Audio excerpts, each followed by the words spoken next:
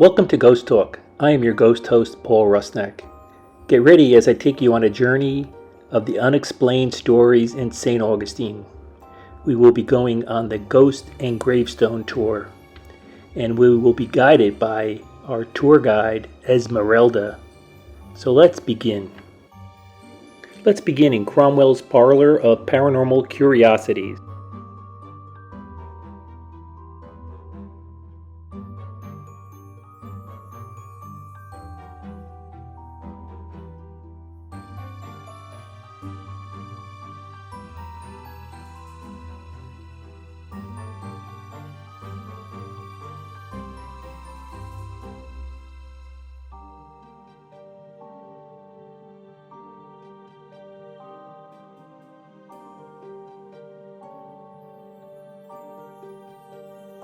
It was founded in 1871, or at least that is the year that is the least controversial that people have decided. So that is the year that I am going with, in case any of you have a personal beef with that. So, now these miracle cure-alls were actually made of only 3 ingredients: water, grain alcohol, and opium. Yes. Cure-all, right? Yeah, cure-all. So, when it was a drugstore, however, these bottles would fly off the walls, and it would startle the people who were doing the embalming rituals, and their bottles would fly out of the way because they were startled.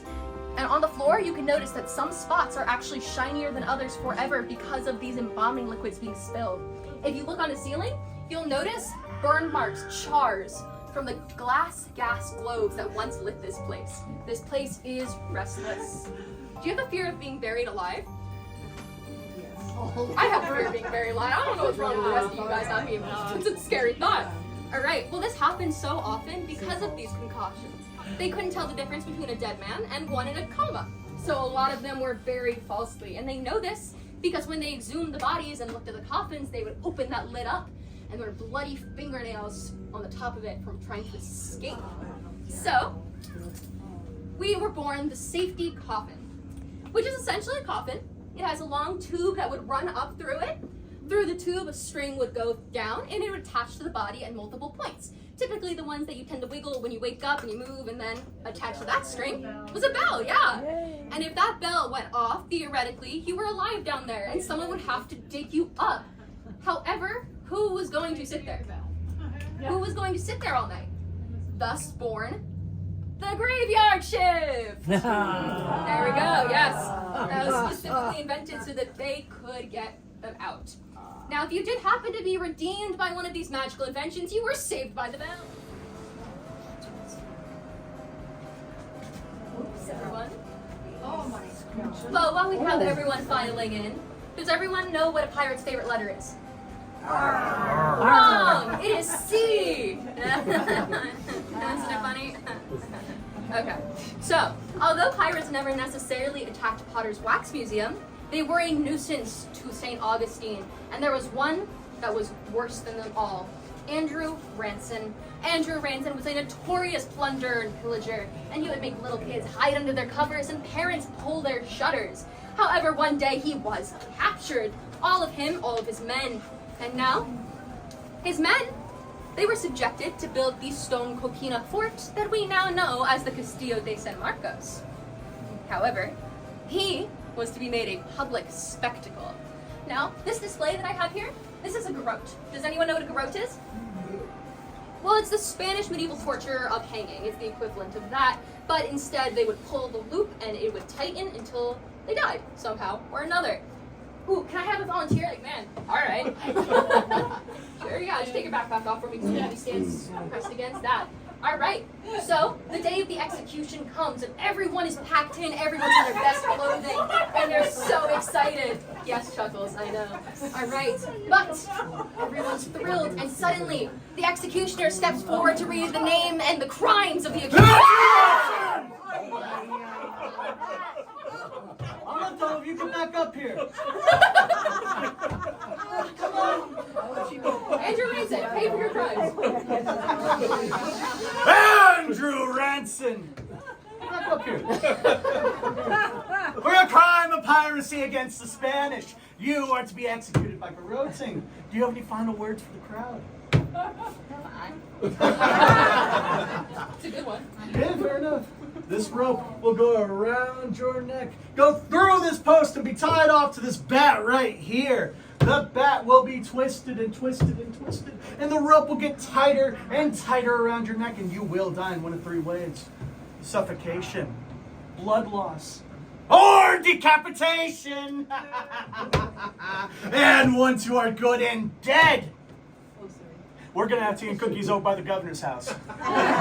Now the governor, he was the most excited to see this happen. He would finally be tried for his crimes. And now all of his men would actually take bets on how many turns of the rope it would take to kill him off. The typical was around 9 or 10. So, with the first turn of the rope... Really? Is that how you're gonna tell the story? With the first turn of the rope. Come on, somebody's dying here. These people are here for a show. Be a little bit more evil. Come on. With the first turn of the rope. Wow, that was even worse than your last one. All right, I'm gonna take over because I'm so much better than With you. the All right? first turn of the rope. No. I'm gonna take over. All right. On the first turn of the rope, Andrew Ransom looked eerily calm for a dead man. Maybe a little too calm. On the second turn of the rope, he could barely breathe. He was reaching for his neck. Andrew Ransom was reaching for his neck. There we go. On the third turn of the rope, he started to gag and gasp for air. On the fourth and the fifth twist of the rope, his face started turning purple and blood was going down his neck. You don't have to do that. And on the sixth twist of the rope, what do you think happened next? I liked all of those answers. On the sixth twist of the rope, the rope snapped in two! Everybody in the crowd gasped. You guys could do so much better than that. Everybody gasped! A member of the clergy rushed forward and said, "We have seen a miracle. This man has been spared," and rushed him off the stage and into the sanctuary of the basilica. As they're going to the sanctuary of the crowd, "Get off my stage." And everybody gave Andrew Ransom a round of applause.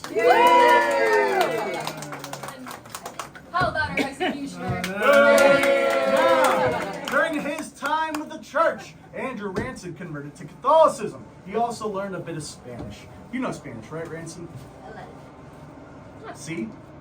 Now the seething Spanish governor this whole time tried to get Andrew Ransom executed over and over and over again, but to no avail. He was under the protection of the church, and so I couldn't kill him. I know it's sad, right? Yeah, very sad. There are little Andrew Ransoms walking around St. Augustine. His descendants are still in town. And I'm one of them! No, I'm not. But it's weird that their existence here in town, it's all due to such an odd twist of fate. Okay, that's a good joke. Everybody, get out of my chamber!